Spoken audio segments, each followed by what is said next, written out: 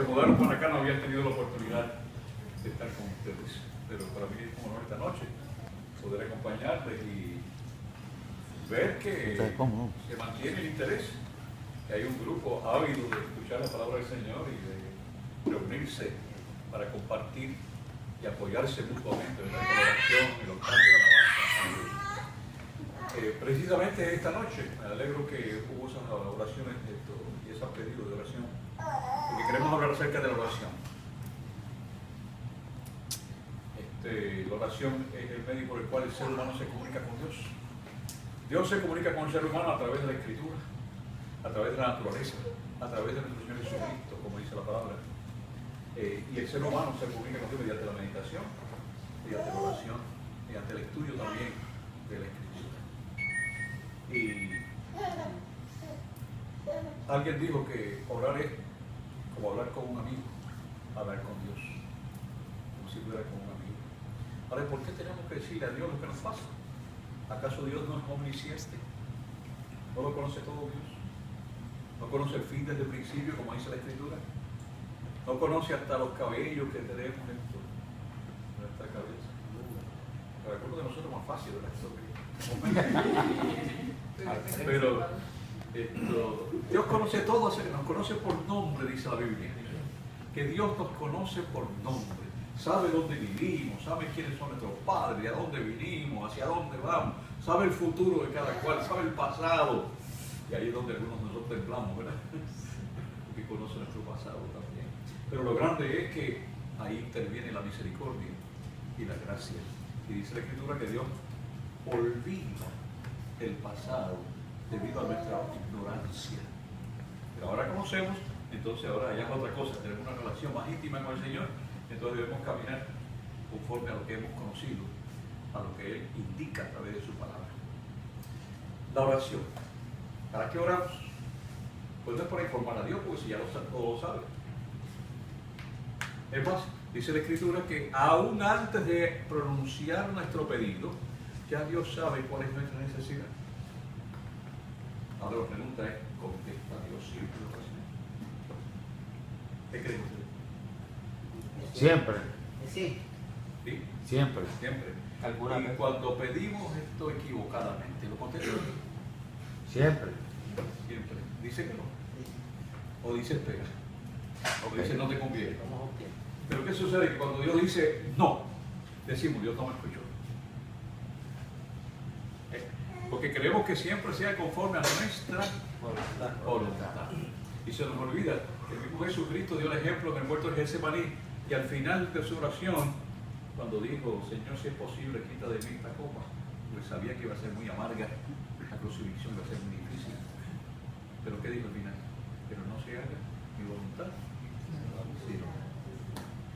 Y es que Dios sabe más que nosotros, y sabe qué es lo que más nos conviene a nosotros mismos. A veces pedimos y no sabemos lo que estamos pidiendo. ¿Cuánta gente habrá pidiéndole por ejemplo que le dé el primer premio en la lotería? Esto no lo va a contestar nunca. ¿Y qué sucede a veces con la gente que se gana el primer premio? Pues ya lo necesita Dios. Y lo que desean que muera fulana. Mientras estamos en necesidad, estamos aferrados y buscando al Señor. Pero si ya tenemos todo, poderoso Señor les da dinero. Entonces, ¿para qué necesito a Dios ahora? Entonces, alguna gente pide y no sabe lo que está pidiendo, ¿no? Porque pide para su propio mal. Pide para su propio mal.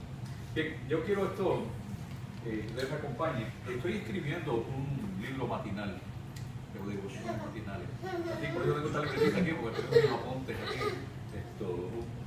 Es un tipo de matutina, ¿no? Por esperanza que la División Interamericana lo publique para toda la división, por 42 países de habla hispana. Entonces, estoy presentando así algunos de estos temas en algunos grupitos, en algunos lugares, para conseguir lo que dicen en inglés feedback, en buen castellano, una retroalimentación. Entonces, para hacer la comunicación. Así que ustedes van a ser mis ayudantes. Si me publican el libro, os tenéis que mencionarlo a ustedes en el prólogo. Omar,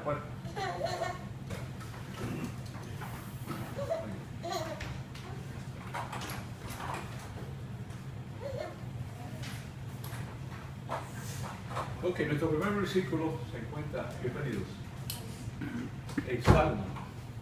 Salmo está más o menos a la mitad de la Biblia. Si usted abre la Biblia así, en la mitad más o menos salen los salmos. El Salmo 14, 1, versículo 2. Salmo 141. Salmo 141, versículo 2. Así que voy a pedir que alguien me ayude, que lo lea en voz alta, sonora, para que todos los demás puedan escucharlo.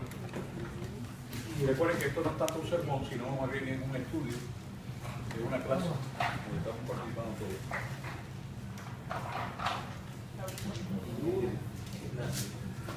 Así todos tienen la misma Biblia, ¿no? Muy bien, aquí que lo leamos todos. Salmo 141, versículo 2. 2. ¿Sí? ¿Yo lo digo? Subo mi oración ante ti como el incienso, el don de mis manos como la ofrenda de las tardes.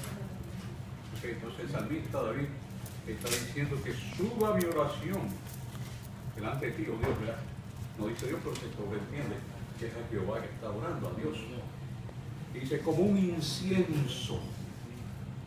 Entonces que nuestras oraciones deben ser un olor agradable a Dios, como un perfume, porque no solamente nuestras oraciones incluyen peticiones, sino que incluyen agradecimiento por lo ya recibido, incluyen adoración, como el Padre Nuestro, que es la oración modelo. Padre Nuestro que está en los cielos, santificado sea tu nombre. O sea, un reconocimiento de que Dios es nuestro Señor, que Dios es nuestro Creador, que es nuestro Padre celestial. Es una adoración. La oración es más que solo pedir, es también adorar. Y sobre todo, adorar. Porque como dijimos al principio, Dios sabe lo que necesitamos. Es omnisciente. Entonces lo que espero también es que la oración nos eleve hacia Dios y no que descienda a Dios a nuestro mundo para que conozca lo que está pasando. No es un noticiero lo que estamos haciendo, lo que estamos hablando. No estamos informando, sino que estamos nosotros siendo elevados al nivel correspondiente donde podemos recibir la bendición de Dios. Y el menester estar en el canal ese por donde fluye la bendición. Y ese es el propósito mayormente de oración. Ahora hay distintos tipos de oración, ¿verdad? Pero todas deben ser como un incienso, como un perfume agradable que se eleva hacia Dios. La historia cuenta, y esta historia es una historia que yo conozco a través de un amigo que es pastor y capellán en la Fuerza Aérea. Y como capellán en la Fuerza Aérea, él iba a orar y a visitar, estudiar la palabra con los pacientes de la Fuerza Aérea en el hospital de la base. Y lo llamó un día una señora que estaba hospitalizada para que viniera. La petición era, como usted está más cerca de Dios que yo, eso es lo que le digo a la señora, como usted está más cerca de Dios que yo, porque usted es el capellán, el pastor aquí, yo quiero que usted venga por mí, que conmigo y le pida algo especial a Dios. Yo digo, ¿cómo no? ¿Cómo yo? Al poco rato el pastor fue y se encontró con la señora ya en su habitación del hospital. Le dije, aquí estoy para servirle, cuál es su necesidad, etc. Y le dijo, pastor, yo quiero que usted le pida a Dios que me ponga a descansar definitivamente. Yo me quiero morir ya. Y yo quiero que usted le pida a Dios y durante la oración que Dios me mate. El pastor dijo, bueno, la verdad es que a mí nunca nadie me ha pedido ese tipo de oración. Siempre me piden que ore para que Dios lo sane y que Dios lo restituya y que Dios nos ayude a recuperarse de las operaciones y que pronto puedan regresar a su familia, pero que los ponga a dormir ya definitivamente, porque la Biblia recuerden que le llama a la muerte sueño, ¿no? Y por eso usamos la palabra esa de dormir para el creyente, porque para el no creyente no es un sueño, que ya el fin, hasta que venga la muerte final, ¿no? Paga el pecado. Entonces el pastor le dijo, bueno, hagamos un compromiso. yo voy a orar pidiéndole a Dios que ya usted está cansada, que ha sufrido mucho, que ya no quiere seguir viviendo y que el Señor pues la ponga a descansar de todos sus males y se muera. Pero si no ocurre, es porque la voluntad de Dios es diferente. Y si usted está dispuesta entonces a aceptar la voluntad de Dios, sea cual fuera, sea que se muera o que no se muera, yo pido a Dios que se la lleve. La señora dice, está bien.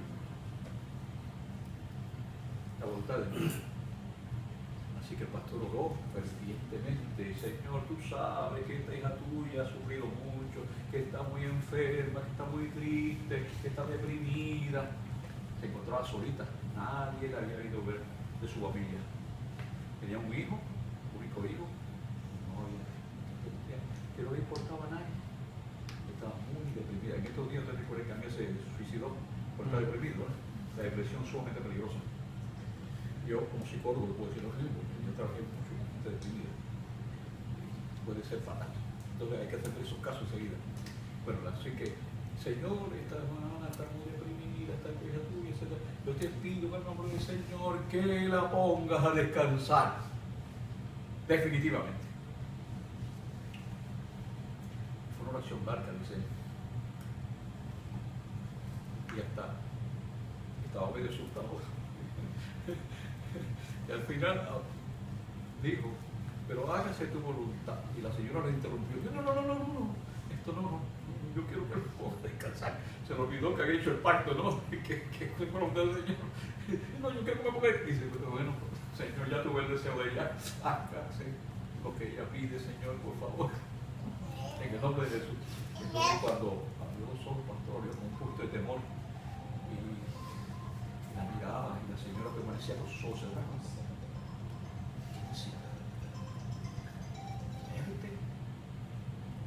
Entonces el rabino, pastor, dijo, entonces ella reaccionó. Usted sabe que es peligroso, ¿verdad? Porque uno puede sugestionar a la persona. Los brujos del África hacían eso. Le decían a fulano, oye, tú te ves tan enfermo. Y los dioses me están diciendo que te vas a morir en 3 días. ¿Y qué pasa? Pasaba el primer día y el hombre se sentaba allá en su choza, no le decía, que eran 2 días, ¿no? El segundo decía, dejaba de comer, dejaba de tomar agua. Y el tercer día decía, oye, este es el día. Y se moría. Lo sugestionaba. Entonces lo moría. Así que el pastor, cuando vio que la mujer estaba tranquila y que no se movía, dice, qué susto pasó. Pero cuando la sacudió, entonces ella reaccionó y entonces le dice, recuerde nuestro compromiso. ¿Cuál era el compromiso? Que si era la voluntad de Dios que viviera, ella iba a aceptar eso tranquilamente. A los 2 o 3 días la señora lo llamó de vuelta. Y el pastor había tomado el nombre del hijo y la dirección y el teléfono del hijo y se había comunicado con el hijo. La razón por la cual el hijo no venía a verla era que no sabía que estaba hospitalizado. Él vivía en otro estado y la señora era viuda, no tenía esposo, así que nadie venía a verla. Entonces cuando el hijo se enteró, vino con su familia, con su esposa, con sus hijitos a verla. Y la señora entonces lo llamó del hospital cuando estaba el hijo allí ya. Fueron, y qué felicidad había, qué gozo había, cómo disfrutaba la señora de sus nietos y de sus hijos y de su nuera. La vida había cambiado, porque sí le importaba a los demás. Entonces la pregunta es, ¿contesta Dios todo tipo de oración?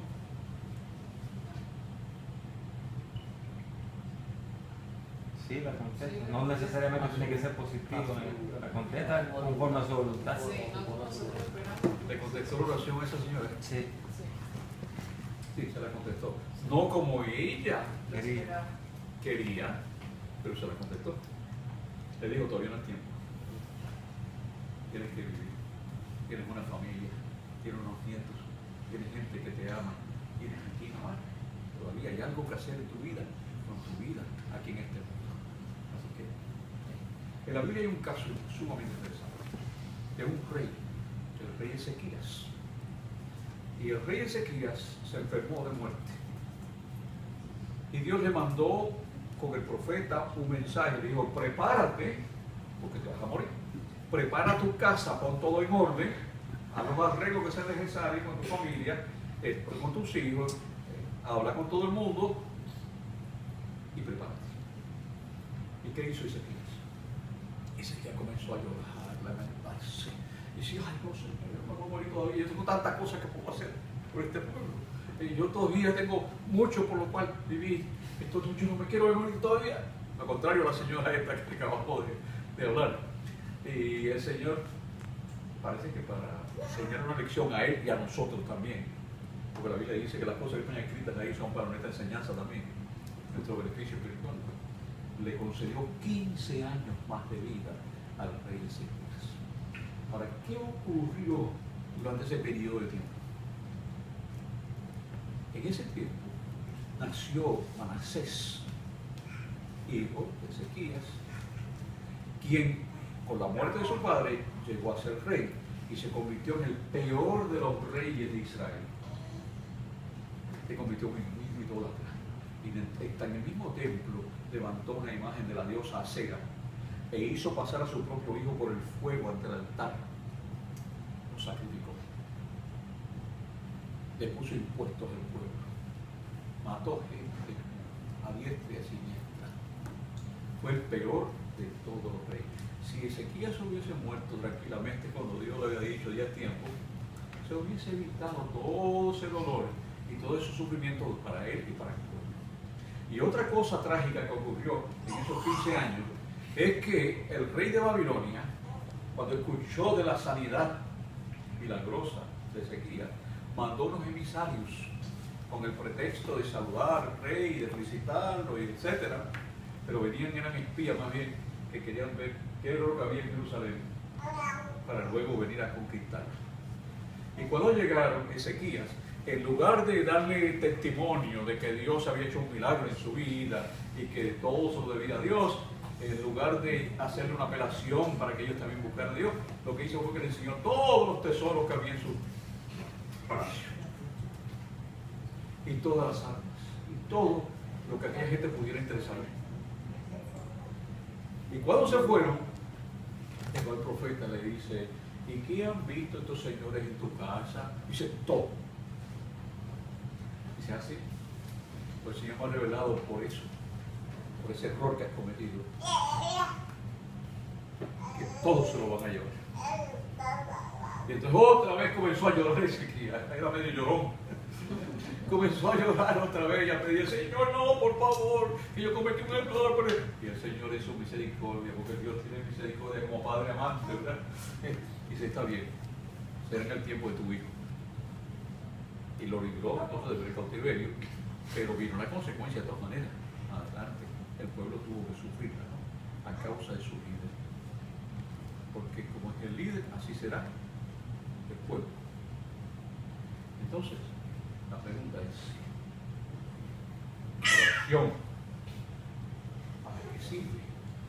¿Es para cambiar a Dios o es para cambiarnos a nosotros? Es para cambiarnos. Y cuando el ser humano insiste en su capricho, insiste en su criterio personal, a pesar de que no ve el futuro, a pesar de que no ve cuál es el plan de Dios para su vida, que siempre es mejor el plan de Dios que el nuestro, Dios a veces, para enseñarnos una lección, dice, está bien, a ver si aprende la lección. Pero otras veces sencillamente dice, no. Un caso de eso donde Dios dijo, no, fue el caso de San Pablo. Ustedes recuerdan que San Pablo iba camino a Damasco a perseguir a los cristianos, no era San Pablo todavía, era Saulo de Tarso. Iba con cartas de las autoridades para poner preso y matar y arrestar y a todos aquellos que creyeran en el nombre de Jesús. Y camino a Damasco, dice la Escritura, que se encontró con Jesús, la visión de Jesús. Cayó al suelo, quedó ciego, y entonces allá en el polvo de la tierra, ella dice, ¿qué quieres que haga? La voz de Dios, dura cosa es dar voces contra el aguijón. Ustedes saben lo que es un aguijón, ¿verdad? usaban la gente en el campo para cullar al ganado y al buey, ¿verdad? Para que araran. Entonces, si el buey esto retrocedía, ¿qué le pasaba? Se iría más, ¿no? Le podía más. Entonces Saulo dice, dura cosa, o el Señor le dijo a Saulo, dura cosa es dar cosas contra el abismo.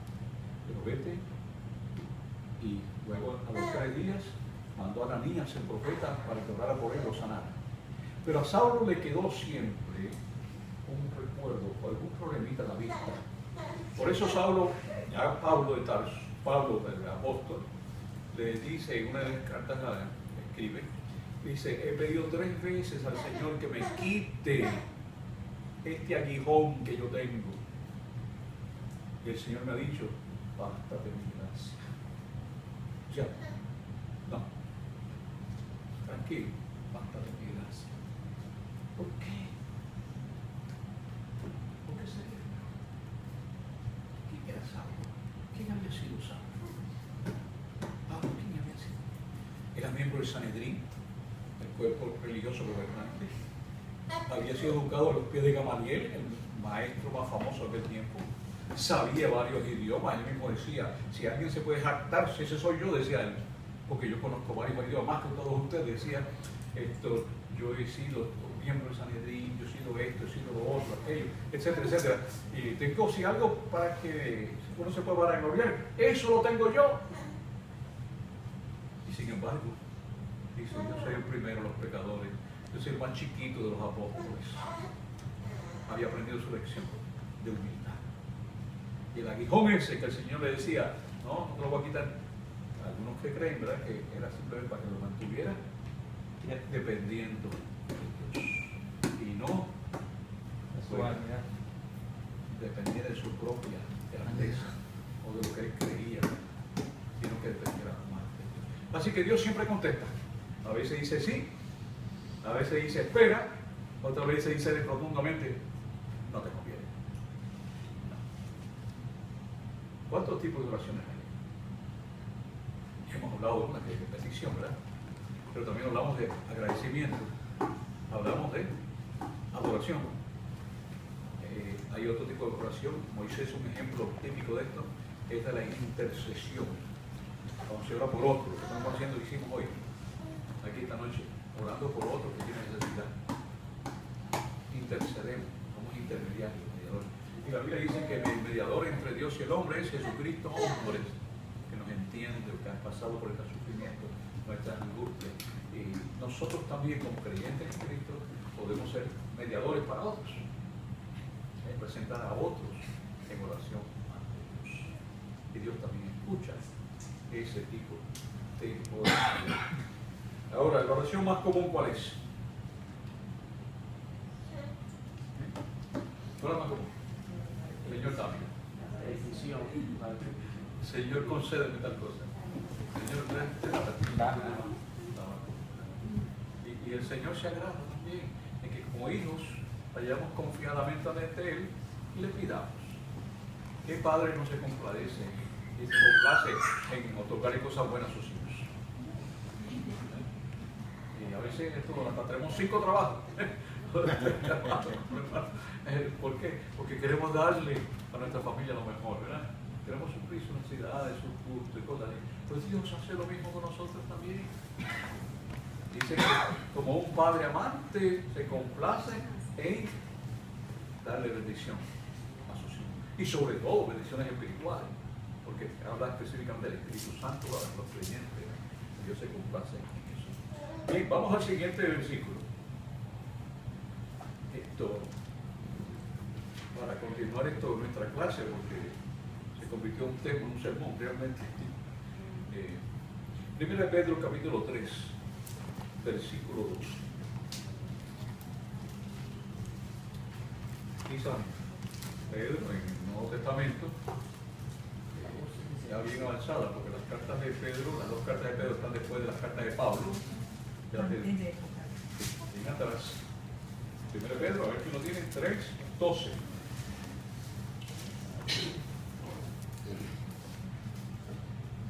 Pero claro que no. ¿Sabes qué voy? Porque los ojos del Señor están sobre los justos y atentos sus oídos a sus oraciones.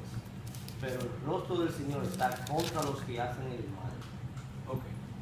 Entonces los ojos del Señor están aquí, Sobre los justos. son los justos. Y sus oídos Sobre los que hacen atentos el mal. Sus oídos a sus oraciones. sus oraciones. O sea que Dios está pendiente. El Señor, ¿cuál es el trabajo del Señor de Dios? ¿A qué se dedica Dios? Cuidado. ¿A crear? Cuidado. ¿A gobernar el universo? ¿Estará muy ocupado Dios? ¿Cuántos mundos habrá? Últimamente han descubierto más planetas. Hay más galaxias. Es infinito todo. Dios sigue su obra de creación, porque ese es su trabajo. Crear. Crear. Entonces, ¿estará ocupado Dios? Bastante. Está ocupado, pero no está tan ocupado para no escuchar y para no ver. Dice la palabra en Jeremías que el ojo de Jehová recorre la tierra. ¿Para qué? Para ver las necesidades de sus hijos. Y en otro versículo dice que vosotros sois la niña de sus ojos. A ver, abre bien el ojo para yo me estar tratando. ¿Cómo cuidamos los ojos, verdad? Pues Dios sí nos considera la niña de sus ojos. Nos cuidará, nos protegerá. Y por eso el salmista decía, aunque ande en valle de sombra, de muerte, no temeré mal alguno, porque tú estarás conmigo. No dice que me va a evitar el valle de sangre, de muerte, no dice que no voy a pasar por ahí, lo dice que irá con nosotros. Estará ahí y por lo tanto no debemos tener temor. Así que Pedro confirma, los ojos del Señor están sobre los justos. Ahora, ¿quiénes son los justos? Nosotros, aquí todos somos justos. Okay. No dice los perfectos, porque perfectos ¿cuántos hay? Ninguno. Ninguno. Que es Dios. Sí, claro, en el cielo. Pues los demás estamos luchando y debemos crecer cada día un poquito más hasta llegar a la plenitud de la estatura de Cristo, como dice la Biblia, que seamos bondadosos, que seamos perdonadores, que amemos como Él amó, de la misma forma que nos amamos nosotros, etc. Que crezcamos en el amor, seamos perfectos en amor, sí. Pero perfecto en todo el sentido de la palabra, no, solamente Dios. Pero justos es otra cosa. Justo es aquel que está buscando a Dios, aquel que ama al Señor, aquel que quiere hacer la voluntad del Señor y que diariamente está pidiendo que Dios lo ilumine y lo encamine, y que cuando comete un error, dice Señor, te fallé hoy, ahí te voy a levantar, levántame y ve conmigo. Eso es justo. Así que ese, cuando ora, o esa, cuando ora, Dios ¿qué hace? Escucha. Escucha. Atentos sus oídos y sus ojos están atentos para él. Bien, vamos a Efesios capítulo 6, versículo 18. Efesios, una de las cartas de San Pablo en el Nuevo Testamento. Bien atrás, Efesios, en capítulo 4, el capítulo 6 y versículo 18. A ver, ¿quién me quiere ayudar?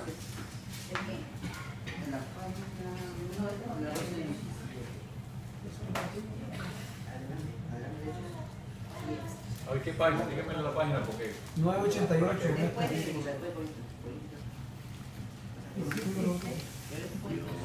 ¿Efesios qué es, pastor? El capítulo 6 1122. y el verso 18.